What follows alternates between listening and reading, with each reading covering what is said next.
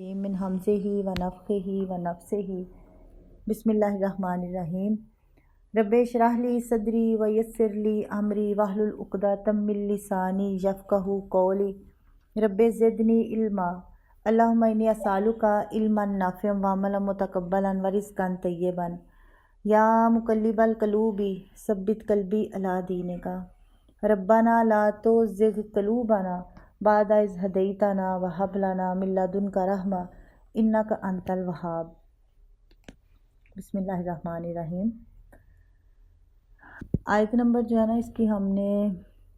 83 پڑھنی ہے۔ ہاں جی، نمبر ہے سورۃ قصص ہے اور 20واں پارہ۔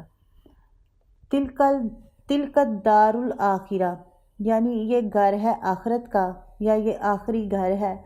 نجعلوہا للذین، ہم بناتے ہیں اس کو ان لوگوں کے لیے لا یریدون، جو نہیں ارادہ کرتے علوان یعنی کسی طرح اونچا ہونے کا۔ علوان کا ویسے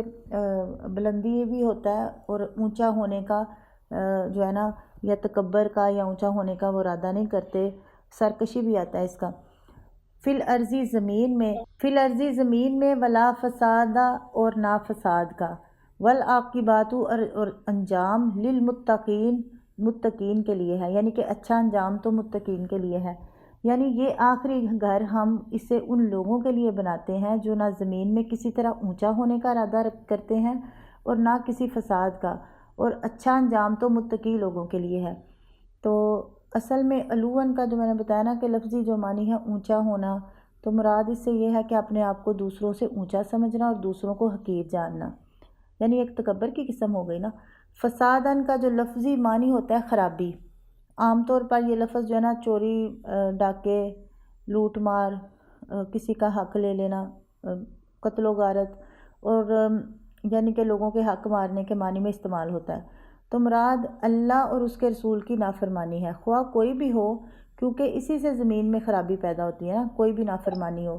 تو سب سے بڑا جو فساد ہے نا وہ اللہ کے ساتھ جو ہے نا وہ شرک ہے۔ تو دیکھیں آخرت کی عظمت کی طرف اشارہ کرتے ہوئے فرمایا کہ یہ آخری گھر جس کا ذکر تم سنتے رہتے ہو، ہم ان لوگوں کے لیے بناتے ہیں جو صرف یہ نہیں کہ تکبر اور سرکشی اختیار نہیں کرتے، یعنی وہ صرف یہ نہیں کرتے کہ وہ تکبر اور سرکشی اختیار نہیں کرتے اور فساد فی الارض کا ارتکاب نہیں کرتے، بلکہ ان دونوں کاموں کا ارادہ بھی نہیں کرتے۔ مطلب یہ کہ دار الاخرت میں فرعون، قارون اور ان جیسے لوگوں کا کوئی حصہ نہیں آخرت کے گھر میں، جن کی زندگی کا مقصد کیا تھا؟ سراسر علو، یعنی کہ تکبر اور فساد ہو۔ ایاز بن حمار رضی اللہ عنہ بیان کرتے ہیں کہ رسول اللہ صلی اللہ علیہ وسلم سے نا انہوں نے نا ایک دن خطبہ دینے کے لیے ہم میں وہ کھڑے ہوئے، تو آپ صلی اللہ علیہ وسلم کی کئی باتیں آپ نے بیان فرمائی۔ ان میں سے ایک یہ ہے کہ آپ صلی اللہ علیہ وسلم نے فرمایا یہ کہ اللہ تعالیٰ نے نا کہتے ہیں میری طرف، یہ مسلم کی حدیث ہے، میری طرف وہی فرمائی کہ عاجزی اختیار کر، حتیٰ کہ کوئی شخص کسی پر فخر نہ کرے اور کوئی شخص کسی پر سرکشی نہ کرے۔ تو عبداللہ بن مسعود رضی اللہ عنہ جو ہے نا وہ نبی صلی اللہ علیہ وسلم سے روایت کرتے ہیں کہ رسول اللہ صلی اللہ علیہ وسلم نے فرمایا، مسلم کی حدیث ہے، وہ شخص جنت میں نہیں جائے گا جس کے دل میں ذرہ برابر تکبر ہوگا۔ ایک آدمی نے کہا کہ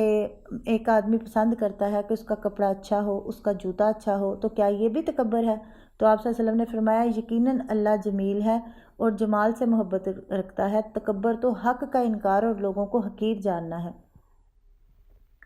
والعاقبات للمتقین، یعنی کہ اچھا انجام تو متقین کے لیے ہے اور اچھا انجام ان لوگوں کے لیے ہے جو اللہ سے ڈرتے ہیں اور ہر قسم کے کبر اور فساد سے بچ کر رہتے ہیں۔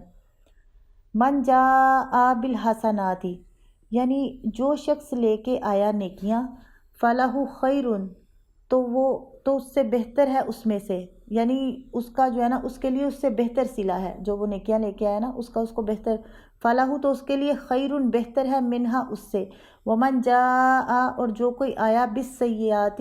ساتھ برائی کے، فلا یجزا پس نہیں بدلہ دیا جائے گا، یجز الذین ان لوگوں کو عامل السیئات جنہوں نے عمل کیے برے، الا مگر ما کانو جو تھے یعملون وہ عمل کرتے۔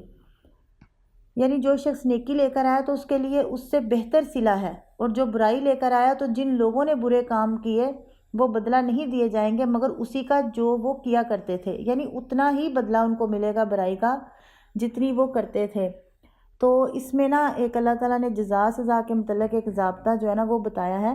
جو یہ ہے کہ نیکی کا بدلہ دیکھیں اللہ تعالیٰ اس کے اصل اجر سے جو ہے نا وہ بہت زیادہ دے گا۔ 10 گنا تو ہماری امت کے لیے ہے نا مخصوص،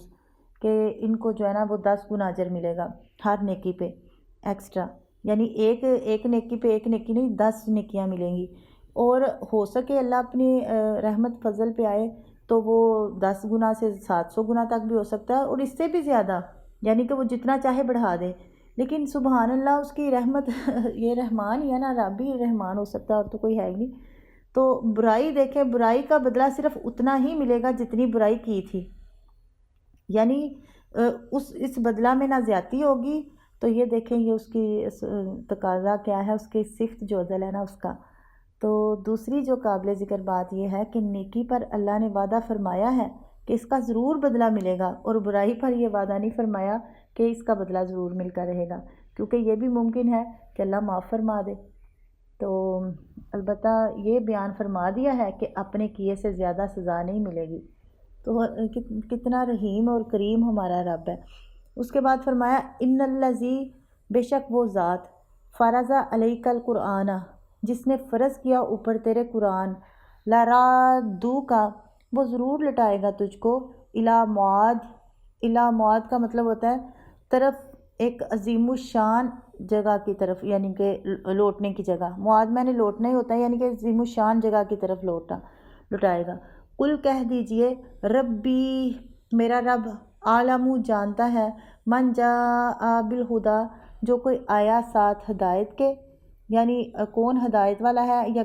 کون ہدایت لے کر آیا، ومن، اور جو ہوا وہ فی ضلال مبین، بیچ گمراہی کھلی کے ہے۔ تو اس کا بامحاورہ اس طرح ہوگا کہ بے شک جس نے تجھ پر یہ قرآن فرض کیا ہے وہ ضرور تجھے ایک عظیم الشان لوٹنے کی جگہ کی طرف واپس لانے والا ہے۔ کہہ میرا رب اسے زیادہ جاننے والا ہے جو ہدایت لے کر آیا، اور اسے بھی جو کھلی گمراہی میں ہے۔ معاد جو ہے نا اس میں جو ہے نا جو معاد ہے لفظ، تو اس کا ترجمہ عظیم الشان لوٹنے کی جگہ کیا گیا۔ تو قرآن فرض کرنے سے مراد کیا ہے؟ اس پر عمل اور اسے تمام دنیا کے لوگوں تک پہنچانا، اور اس کے لیے جہاد کرنے کا فریضہ جو ہے نا یہ عائد کرنا ہے۔ تو یہ جو لا رادو کا الی معاد، تو پہلے فرمایا تھا والعاقبات للمتقین، اب رسول اللہ صلی اللہ علیہ وسلم کے لیے اس اچھے انجام کا ذکر فرمایا، اور اس صورت کا جو اختتام ہے عظیم الشان خوشخبری کے ساتھ فرمایا، یعنی جس اللہ نے آپ پر قرآن پر عمل کا اور اس کی دعوت کا ایک فریضہ جو ہے نا آپ پر عائد کیا ہے، وہ آپ کی محنت، مشقت اور فرض کی ادائیگی کے نتیجے میں آپ کو ایک عظیم الشان انجام تک پہنچانے والا ہے،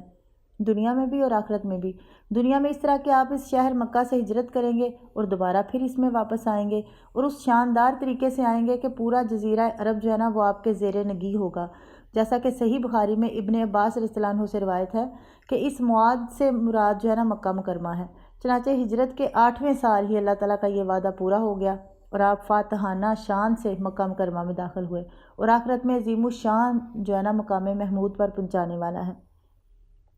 تو جس کی وجہ سے پہلے اور پچھلے سب آپ پر عشق کریں گے۔ تو اسے معاد اس لیے فرمایا کہ قرآن مجید میں آخرت کو سب کے لیے لوٹنے کی جگہ قرار دیا، جیسا کہ فرمایا نا سورۃ بقرہ میں، اور اس دن سے ڈرو جس میں تم اللہ کی طرف لٹائے جاؤ گے، اور فرمایا ثم علیہ ترجعون، پھر تم اسی کی طرف لٹائے جاؤ گے۔ تو اور فرمایا الی اللہ مرجعکم سورۃ مائدہ میں کہ اللہ ہی کی طرف تم سب کا لوٹ کر جانا ہے۔ تو مفسرین میں سے بعض نے معاد سے مراد مکہ اور بعض نے جنت لی ہے، تو دونوں ہی جو قول ہیں نا وہ اپنی اپنی جگہ درست ہیں۔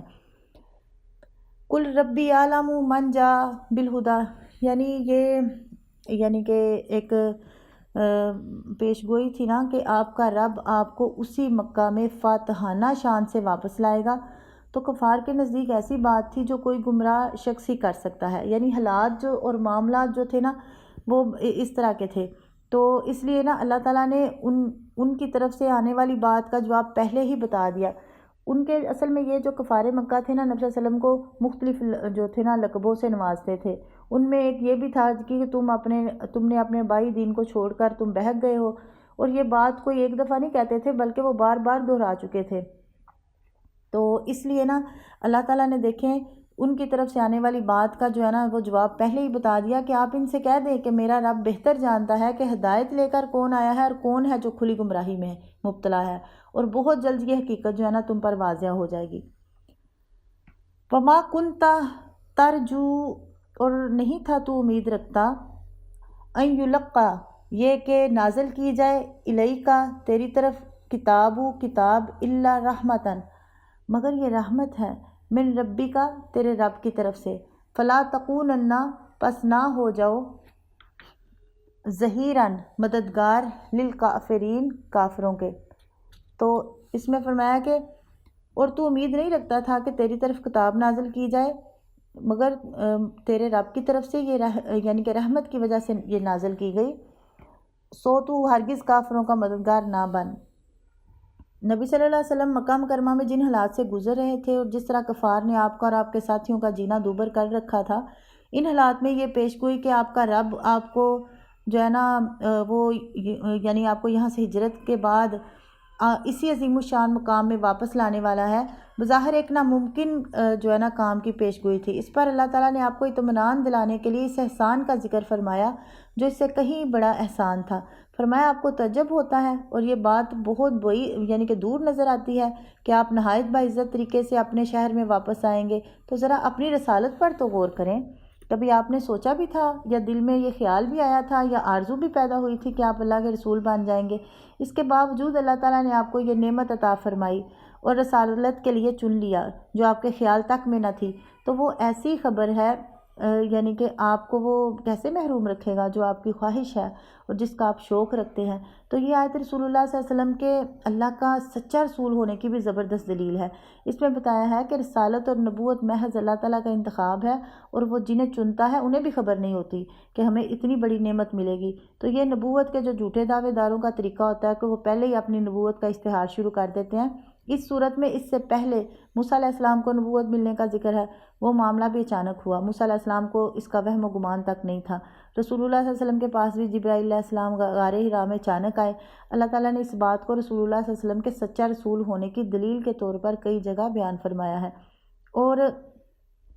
اس میں دیکھیں ایک ایسا شخص، ایک امی شخص ہے جس کی عمر کے 40 سال سب کے سامنے گزرے، جو نہ لکھنا جانتا تھا نہ پڑھنا، اگرچہ یعنی کہ سچائی، امانت اور اخلاق، جو اچھے اخلاق تھے ان سے یعنی کہ سارے لوگ واقف تھے آپ کے، مگر نہ کسی کے خیال میں یہ بات تھی، نہ خود ان کے دل میں یہ امید تک پیدا ہوئی تھی کہ اسے ایسی کتاب عطا کی جائے گی جس کی ایک صورت کی مثل اللہ کے سوا پوری کائنات جمع ہو کر بھی نہیں لا سکے گی۔ تو چنانچہ دوسری جگہ فرمایا سورہ شعراء میں کہ اور اسی طرح ہم نے تیری طرف اپنے حکم سے ایک روح کی وحی کی، تو نہیں جانتا تھا کہ کتاب کیا ہے اور نہ یہ کہ ایمان کیا ہے، لیکن ہم نے اسے یعنی کہ ایک ایسی روشنی بنا دیا ہے جس کے ساتھ ہم اپنے بندوں میں سے جسے چاہتے ہیں راہ دکھاتے ہیں، اور بلا شبہ تو یقیناً سیدھے راستے کی طرف رہنمائی کرتا ہے۔ اور ایک جگہ یہ وضاحت فرمائی کہ یہ غیب کی خبریں ہیں جو ہم آپ کو وحی کر رہے ہیں، اور اس سے پہلے نہ آپ جانتے تھے نہ آپ کی یعنی اور نہ آپ کی قوم۔ فرمایا سورۃ ہود میں فرمایا یہ غیب کی خبروں سے ہے جنہیں ہم تیری طرف وحی کرتے ہیں، اس سے پہلے نہ تو انہیں جانتا تھا اور نہ تیری قوم۔ وَلَا تَكُونَنَّ ظَهِيرًا لِلْكَافِرِينَ، یعنی کہ اللہ تعالیٰ نے کتاب و نبوت عطا کرنے کی نعمت یاد دلانے کے بعد 5 حکم دیے۔ پہلا یہ کہ آپ کی قوم قریش اور آپ کے بھائی بندوں اور رشتہ داروں میں سے جو لوگ دین کے معاملہ میں آپ کا ساتھ جو ہے نا وہ نہیں دے رہے بلکہ مخالفت پر اتر آئے ہیں، تو آپ کسی صورت نہ ان کا ساتھ دیں گے اور نہ ہی ان کی حمایت کریں گے۔ وَلَا يَصُدُّنَّكَ، اور نہ روکیں تجھ کو، یعنی کسی صورت نہ روکنے پائیں تجھ کو، ان آیات اللہ، اللہ کی آیات سے، بعد اذ، جب کہ پیچھے اس کے جب کہ انزلت وہ نازل ہو گئیں، علیکا تیری طرف، ودعو، اور بلائیے، الی ربکا طرف اپنے رب کی، یا بلا طرف اپنے رب کی، ولا تکونن، اور نہ ہو جاؤ من المشرکین، مشرکوں میں سے۔ تو اس میں یہ ہے کہ یہ دوسرا حکم ہے کہ اللہ تعالیٰ کی آیات نازل ہونے کے بعد جو ہے نا کفار جو ہے نا وہ خواہ کتنی کوشش کریں، کتنی تکلیف پہنچائیں یا کتنا لالچ دیں، ان آیات پر عمل سے اور ان کی تبلیغ سے کسی صورت آپ کو روکنے نہ پائیں۔ تو یہی بات دوسری جگہ فرمائی سورۃ مائدہ میں کہ اے رسول پہنچا دے جو کچھ تیرے رب کی طرف سے نازل کیا گیا ہے، اور اگر تو نے نہ کیا تو تو نے اس کا پیغام نہیں پہنچایا۔ تو یہ جو کہا گیا نا ودعو الی ربی کا، یہ تیسرا حکم ہے کہ اپنے رب کی طرف دعوت دیں، یعنی اللہ تعالیٰ کی توحید اور اس کے دین کی دعوت پورے زور و شور سے دیتے رہیں، جس میں کوئی کمی کوتاہی نہ ہو، جیسا کہ سورہ یوسف میں فرمایا، کہہ دے یہی میرا راستہ ہے، میں اللہ کی طرف بلاتا ہوں پوری بصیرت پر، میں اور وہ بھی جنہوں نے میری پیروی کی، اللہ پاک ہے اور میں شریک بنانے والوں میں سے نہیں ہوں۔ تو ولا تکونن من المشرکین، یعنی یہ چوتھا حکم ہے کہ مشرکین سے ہرگز نہ ہو۔ حالانکہ نبی تو سب سے پہلے خود یعنی کہ اس بات پہ ڈٹے ہوتے ہیں نا، توحید پہ ہوتے ہیں، تو ان سے تو کسی قسم کا شرک ہونا جو ہے یہ تو ممکن بات نہیں، لیکن یہ سب کے لیے ہے نا، ساری امت کے لیے ایک پیغام ہے، تو اس لیے جو ہے نا یہ کہا گیا ولا تدعو مع اللہ، اور نہ بناؤ یا پکارو مع اللہ، ساتھ اللہ کے، الہن معبود آخر دوسرا، یعنی اللہ کے ساتھ کسی دوسرے کو معبود نہ پکارو۔ لا الہ الا ہوا، نہیں کوئی معبود مگر وہی ہے، کلو شین، ہر ایک چیز، ہالکن، ہلاک ہونے والی ہے، الا وجہہ، مگر سوائے اس کے چہرے کے، یعنی مگر اسی کا چہرہ، لاہ الحکم، اسی کے لیے حکم ہے، وعلیہ ترجعون، اور اسی کی طرف تم لٹائے جاؤ گے۔ اس میں کہا گیا اور اللہ کے ساتھ کسی دوسرے معبود کو مت پکارو، اس کے سوا کوئی معبود نہیں، ہر چیز ہلاک ہونے والی ہے مگر اس کا چہرہ، اسی کے لیے حکم ہے اور اسی کی طرف تم لٹائے جاؤ گے۔ یہ پانچواں حکم ہے کہ اللہ کے ساتھ کسی اور معبود کو مت پکار۔ یہ پانچوں حکم ہر انسان کے لیے ہیں، مگر آپ کو مخاطب کرنے سے ایک تو آپ کے لیے ان احکام کی تاکید مراد ہے، اور ایک یہ کہ سنایا آپ کو جا رہا ہے مگر خبردار دوسرے تمام لوگوں کو کیا جا رہا ہے، کیونکہ آپ صلی اللہ علیہ وسلم جو تھے نا وہ تو ان احکام پر عمل کر ہی رہے تھے، اور اللہ تعالیٰ کے آپ کو جو ہے نا رسالت کے لیے چن لینے کے بعد آپ سے تو شرک کا امکان ہی نہیں تھا، جیسا کہ دوسری جگہ یہی بات بہت سخت لہجے میں کہی گئی سورہ زمر میں، کہہ دے پھر کیا تم مجھے غیر اللہ کے بارے میں حکم دیتے ہو کہ میں ان کی عبادت کروں، کہ اے جاہلو، اور بلا شبہ یقیناً تیری طرف وحی کی گئی اور ان لوگوں کی طرف بھی جو تجھ سے پہلے تھے، کہ بلا شبہ اگر تو نے شریک ٹھہرایا تو یقیناً تیرا عمل ضرور ضائع ہو جائے گا اور تو ضرور بالضرور خسارہ اٹھانے والوں میں سے ہو جائے گا۔ مقصد یہ ہے کہ جب اس مسئلے میں کسی پیغمبر کے لیے کوئی رعایت نہیں تو کسی اور کے لیے کیا ہوگی۔ لا الہ الا ہوا، یہ وہ جملہ ہے جو اسلام کی دعوت کا خلاصہ ہے۔ قرآن مجید کی اکثر صورتوں کا آغاز بھی شرک کی تردید اور توحید کی دعوت سے ہوتا ہے، اور اختتام بھی۔ یہاں اس دعوے کی 3 دلیلیں بیان فرمائی۔ کلو شین ہالکن الا وجہہ، یہ اس بات کی پہلی دلیل ہے کہ اللہ کے سوا کوئی عبادت کے لائق نہیں، کیونکہ وہی ہے جو دائم باقی حی القیوم ہے، اس کے سوا سب کو مرنا ہے، سب فانی ہے۔ ابن عباس رضی اللہ عنہما سے روایت ہے کہ رسول اللہ صلی اللہ علیہ وسلم کہا کرتے تھے کہ یہ بخاری کی حدیث میں ہے، اعوذ بعزتک الذی لا الہ الا انت الذی لا یموت والجن والانس یموتون، یعنی میں تیری عزت کی پناہ چاہتا ہوں اور تو وہ ہے کہ تیرے سوا کوئی عبادت کے لائق نہیں اور تو کبھی نہیں مرتا جبکہ جن اور انسان مر جاتے ہیں۔ اللہ تعالیٰ نے دوسری جگہ فرمایا کل من علیہا فان ویبقى وجہ ربک ذو الجلال والاکرام، سورہ رحمان کی آیت، ہر ایک جو اس زمین پر ہے فنا ہونے والا ہے اور تیرے رب کا چہرہ باقی رہے گا جو بڑی شان اور بڑی عزت والا ہے۔ اور ابو ہریرہ رضی اللہ عنہ سے روایت ہے کہ رسول اللہ صلی اللہ علیہ وسلم نے فرمایا، بخاری کی حدیث ہے، سب سے سچی بات جو کسی شاعر نے کہی لبید کی بات ہے کہ سن لو اللہ کے سوا ہر چیز باطل ہے۔ لہ الحکم، یہ اللہ تعالیٰ کے معبود واحد ہونے کی دوسری دلیل ہے کہ کائنات میں اسی کا حکم جاری و ساری ہے، اس کے سوا کن کا اختیار کسی کے پاس نہیں، یعنی وہ کن کہتا ہو جاتا ہے، یعنی ساری کائنات اس کو مکمل کرنے میں لگ جاتی ہے۔ وعلیہ ترجعون، اور اسی ہی کی طرف لٹایا جانا ہے۔ یہ توحید کی تیسری دلیل ہے کہ تمام لوگوں کو اسی کے پاس واپس جانا ہے اور اسی کے سامنے پیش ہونا ہے، دوسرے سب تو خود پیش ہونے والے ہیں، پھر وہ معبود کیسے بن گئے۔ ہاں جی، ہمارا جو ہے نا یہ سورۃ قصص جو ہے یہ ختم ہو گئی۔